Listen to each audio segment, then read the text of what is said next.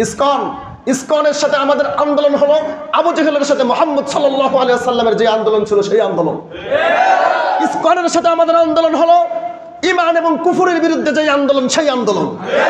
ISKCON এদেশে কখনো বসবাস করতে পারবে না যেভাবে আবু জেহেল, উতবা, সায়বা, মুগিরা এই পৃথিবীর মধ্যে বসবাস করতে পারে না। ইসকন নামক এই অবৈধ সংগঠনকে সারা জীবনের জন্য বাংলাদেশ নয় সারা পৃথিবী থেকে বিলুপ্ত করতে হবে। মুসলিম গর্জে উঠতে হবে।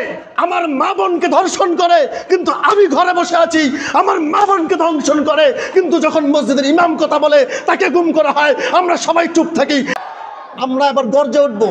সারা বাংলাদেশ থেকে একবারে পৃথিবীর প্রতিটা কোণ থেকে গর্জে উঠবে। আর কোনো মুসলিম মা যদি ধর্ষণ হয় তাহলে কোনো ইসকনের সদস্যকে আমরা বাংলাদেশে থাকতে দেব না, দেব না, দেব না। ইসকনের বিরুদ্ধে মিম্বরে কথা বলার কারণে একজন ইমামকে গুম করা হয়েছে। সেই ইমামকে গুম করে ভারতে পাচার করে দেওয়ার জন্য পঞ্চগড়ে নিয়ে এসেছে, তার পায়জামা পর্যন্ত খুলে নিয়েছে। 2014 সালে এই ইসকন স্বামীবাগে তারাবির নামাজে আমাদের মুসলিম ভাইদেরকে নিয়ে হামলা করে। এরপরে 2016 সালে সিলেটের ইসকন মন্দির থেকে পার্শ্ববর্তী মসজিদে গুলিবর্ষণ হয়, যোগাযোগ মাধ্যমে ভাইরাল হয়েছিল। তাহলে 2016 সাল গেল। ইসকন বিরোধী পোস্ট দেওয়ার কারণে ওই সিলেটে একজন ইমামকে তারা হত্যা করে। ইসকন বিরোধী মামলায় জড়ানোর কারণে অ্যাডভোকেট আলিফকে হত্যা করা হয়। আমাদের অনেক ভাইদেরকে জেলে যেতে হয়। বর্তমান চলমান কাহিনী বলছি, আমাদের মসজিদের ইমামের পায়জামা কিনে নেয়, ঢাকা থেকে তাকে এরকম গুম করে পঞ্চগড়ে নিয়ে আসে, এক জঙ্গলের মধ্যে বেঁধে রেখে পায়জামা খুলে নেয়, তাকে ইন্ডিয়া পাঠিয়ে দেবে। আমাদের 13 বৎসরের একজন বোনকে তারা গণহারে ধর্ষণ করে। এরকম প্রতি মাস, প্রতি সপ্তাহ এবং প্রতিদিন তারা আমাদের বিরুদ্ধে ষড়যন্ত্র করে। এমন একটা বিষয় সম্পর্কে আপনাদেরকে সতর্ক করতেছি, মনে রাখবেন, যদি আমরা এখনই অ্যালার্ট না হই, সতর্ক না হই, একদিন দেখবেন আপনার ঘরের মেয়ে সন্তানটাও তাদের হাতে চলে গেছে। কথা বলেন ঠিক কিনা? মানে বলছিলাম একটা সংগঠন বিষয় যার নাম হচ্ছে ইসকন। কি নাম? এখনো ভয় আছে নাকি আপনাদের ভিতরে? জোরে বলেন, নাম কি? আরো জোরে, আরেকটু জোরে বলতে হবে। নাম কি? ইসকন একটা হিন্দুত্ববাদী সন্ত্রাসী সংগঠন। বর্তমান আমাদের ঘরে সওয়ার হয়েছে ইসকন। কি? বিশ্বে প্রায় 850টি মন্দির আছে। কয়টি? প্রায় 850টিরও বেশি মন্দির আছে ইসকনের। এবং বাংলাদেশে আছে 64 জেলায় 64টি। মনে রাখবেন, হিন্দুদের প্রকার 1 নম্বর প্রকার হচ্ছে সনাতনী হিন্দু। কি হিন্দু? এটা হচ্ছে সনাতনী হিন্দু। এই হিন্দুরা কারোর সাথে কোনো বাড়াবাড়ি করে না, মারামারিও করে না। আর আরেকটা হচ্ছে আপনার ইসকন হিন্দু। কি হিন্দু? এই ইসকনের মধ্যে মুসলিমদেরকেও অন্তর্ভুক্ত করা হয়। তাদের যে কার্যক্রম, এই কার্যক্রমকে তারা হরে কৃষ্ণ আন্দোলন বলে। কি বলে? হরে কৃষ্ণ আন্দোলন। মানে ওদের একটা দেব আছে, দেব আছে বা একটা দেবতা আছে, যেই দেবতার নাম হচ্ছে কৃষ্ণ। কি? কৃষ্ণ। এই কৃষ্ণর মতবাদ বাস্তবায়ন করার জন্য তারা সংগঠন শুরু করে ইসকন। আর ইসকনের মূল স্লোগান হচ্ছে সারা পৃথিবীর মধ্যে হিন্দুত্ববাদ ছড়িয়ে দিবে, মুসলিম নিধন করবে। কি করবে? মুসলিম নিধন করবে। এরা বাংলাদেশে নানান ব্যানারে কাজ করে। আমাদের যেমন মসজিদ ভিত্তিক ইসলামিক ফাউন্ডেশনের শিশু ও গণশিক্ষা কার্যক্রম আছে, ঠিক একইভাবে ওরা মন্দির ভিত্তিক শিশু শিক্ষা ও এই যে গণশিক্ষা কার্যক্রম চালু করেছে।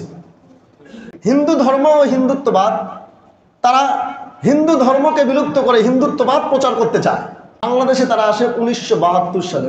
আর ঠিক 1972 সালে এই দেশে আগমন করে ইসকন। কে আগমন করে? ইসকন এদেশে আগমন করার পরে তারা নানানভাবে ষড়যন্ত্র করে।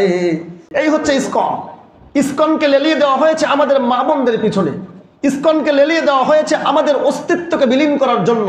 অর্থাৎ আমার ঘরে হয়তোবা ইসকনের সাথে সম্পর্কিত কোনো মেয়ে যদি সে ইসকনের সাথে সম্পর্ক থাকে, পরবর্তীতে কোনো মুসলিমের সাথে বিয়ে হলেও যেন তার গর্ভে কখনো আবু বকর, উসমান জন্ম না করে। তার গর্ভে যেন কখনো এরকম মাজ এবং মুআজের মতো সন্তান জন্মগ্রহণ না করে। এই মিশন নিয়ে তারা বাস্তবায়নে নেমেছে 1972 সালে। কত সালে?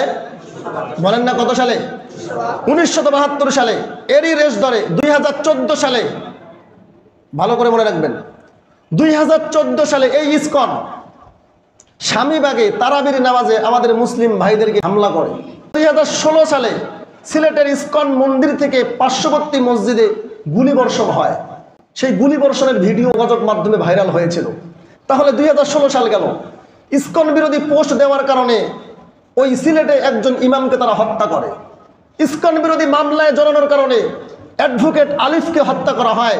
আমাদের অনেক ভাইদেরকে জেলে যেতে হয়। ইসকনের বিরুদ্ধে মিম্বরে কথা বলার কারণে একজন ইমামকে গুম করা হয়েছে। সেই ইমামকে গুম করে ভারতে পাচার করে দেওয়ার জন্য পঞ্চগড়ে নিয়ে এসেছে, তার পায়জামা পর্যন্ত খুলে নিয়েছে। আপনার শরীর কি ঠিক আছে? কথা বলেন, শরীর কি ঠিক আছে? আল্লাহ রাসূল বলেছেন, আল মুসলিমু কাজাসাদিন ওয়াহিদ, সমস্ত মুসলিম হলো এক দেহের ন্যায়। একজন মুসলিমের গায়ে যদি একটা ফুলের টোকা পড়ে তাহলে সমস্ত মুসলিম একসাথে জেগে উঠবে। আর যদি সমস্ত মুসলিম একসাথে জেগে না উঠে তাহলে বুঝবে তাদের ভ্রাতৃত্ব, তাদের ভাইয়ের বন্ধন ছিন্ন হয়ে গিয়েছে। কথা বলেন ঠিক কিনা? এই ইসকন আমাদের 13 বৎসরের একজন বোনকে 3 দিন ধরে ধর্ষণ করেছে। এটার বিচার নিয়ে যখন গাজীপুর থানায় যাওয়া হয় তখন তারা মামলা নেয় না। পুলিশ এটা মিথ্যাচার বলে ফেসবুকে প্রচার চালায় যে যেটা ছিল সেটা মিথ্যা। সারা বাংলাদেশে একযোগে আন্দোলন চলতেছে। ইসকনের সাথে আমাদের আন্দোলন হলো আবু জেহেলের সাথে মুহাম্মদ সাল্লাল্লাহু আলাইহি ওয়াসাল্লামের যে আন্দোলন ছিল সেই আন্দোলন। ইসকনের সাথে আমাদের আন্দোলন হলো ঈমান এবং কুফরের বিরুদ্ধে যে আন্দোলন, সেই আন্দোলন। ইসকন এদেশে কখনো বসবাস করতে পারবে না যেভাবে আবু জেহেল, উতবা, সায়বা, মুগিরা এই পৃথিবীর মধ্যে বসবাস করতে পারে না।